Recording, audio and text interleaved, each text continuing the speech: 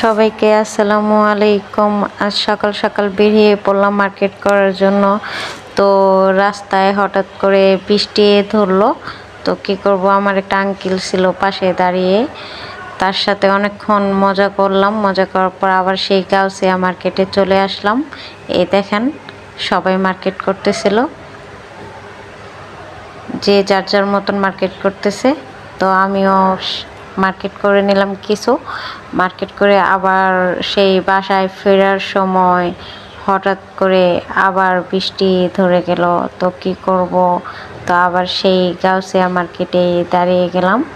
তো যখন একটু বৃষ্টিটা কমে আসলো, তখন আবার সেই একটা পাঠা নিয়ে নিলাম। পাঠা নিয়ে আবার সেই বাসার দিকে রওনা হচ্ছি।